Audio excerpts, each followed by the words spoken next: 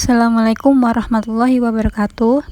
Perkenalkan, kami dari kelompok 7 yang beranggotakan Muhammad Ahsanul Hafidin, yang kedua Erika Fitri, yang ketiga Reni Febrianti, yang keempat Ita Amalia. Kelompok kami akan menjelaskan tentang materi ajaran kausalitas. Yang pertama yaitu pengertian kausalitas. Ajaran kausalitas adalah ajaran tentang sebab akibat. Untuk delik material, permasalahan sebab akibat menjadi sangat penting. Kausalitas berlaku ketika suatu peraturan pidana tidak berbicara tentang perbuatan atau tindak pidananya, namun menekankan pada hubungan antara kesalahan atau ketidaksengajaan dengan akibat. Jadi, ajaran kausalitas menentukan pertanggungjawaban untuk delik yang dirumuskan secara material, mengingat akibat yang ditimbulkan merupakan unsur dari delik itu sendiri. 2. Pentingnya ajaran kausalitas.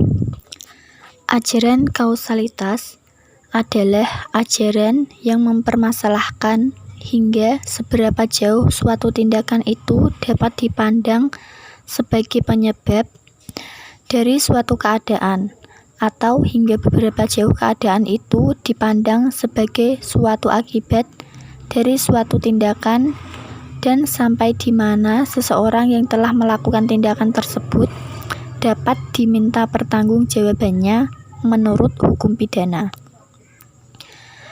Dalam penentuan pertanggungjawaban pidana, mencari dan menetapkan faktor yang menyebabkan kematian, ajaran kausalitas menjadi penting. Ajaran kausalitas akan menunjukkan perbuatan mana sebenarnya yang harus dianggap sebagai penyebab dari timbulnya akibat. Bahwa ajaran kausalitas selain penting dalam hal mencari dan untuk menentukan adanya hubungan kausal antara wujud perbuatan dan akibat dalam tindak pidana material, juga penting dalam mencari dan menentukan adanya hubungan kausal antara wujud perbuatan dengan akibat dalam tindak pidana yang dikualifisir oleh akibatnya.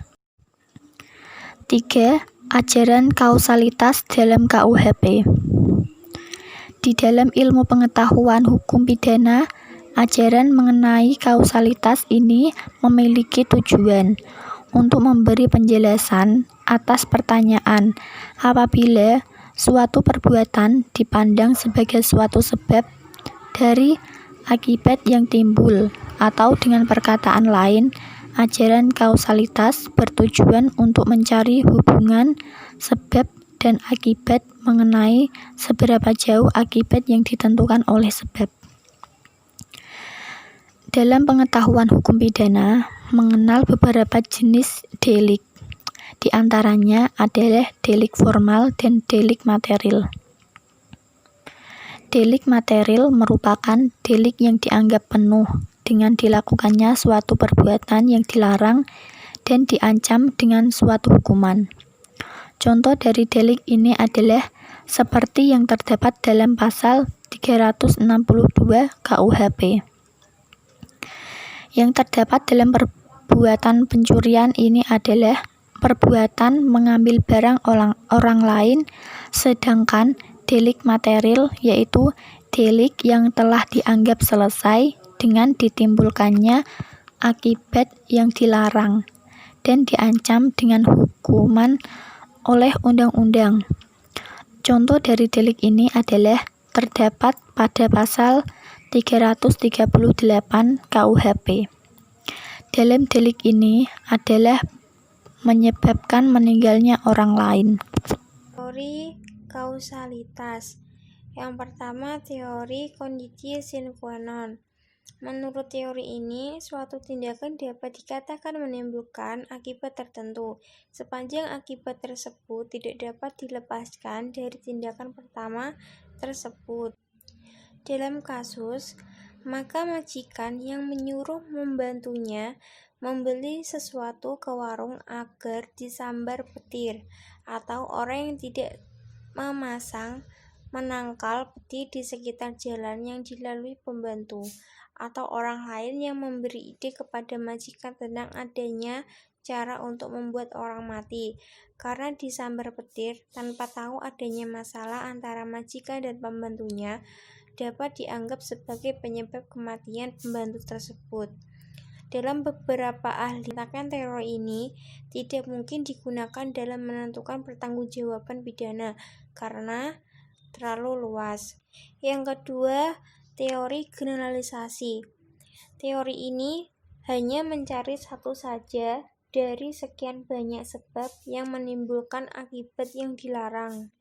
Dalam teori ini terdapat 3 sebab. Harus dicari perbuatan mana yang paling dekat dengan akibat tersambar petirnya pembantu tersebut. Yang ketiga, teori individualisasi. Dalam teori ini, syarat yang paling dekat dan tidak dapat dilepaskan dari mengenai pertanggungjawaban pidana, maka harus dilihat terpenuhi tindaknya unsur pidana serta unsur kesalahan dari tindak pidana yang dikenakan terhadap terdakwa. Kausalitas dalam hukum pidana dan penerapannya dalam praktek. Bagi hukum pidana, perbuatan dinilai memiliki makna perbuatan tersebut dan memenuhi unsur adanya kelakuan dan akibat yang timbul dari kelakuan. Ahli hukum pidana mengartikan kelakuan sebagai gerakan tubuh yang dikehendaki.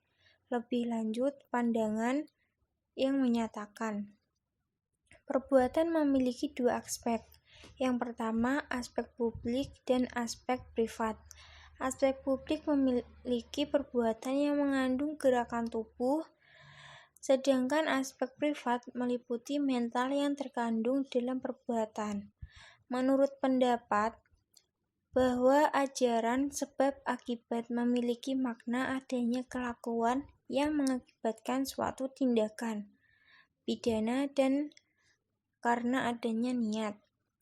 Dalam menentukan hubungan kausal antara perbuatan dan akibat yang ditimbulkan, hukum pidana menggunakan unsur atau kriteria tertentu untuk menentukan hubungan kausal antara perbuatan akibat yang ditimbulkan. Pendapat Mojelno bahwa penentuan hubungan kausal harus didasarkan kepada semua hal equal. Keadaan yang terkandung dalam hubungan kausal di satu sisi, hubungan kausal harus mempertimbangkan perbuatan dan alat yang digunakan sebelum terjadinya akibat.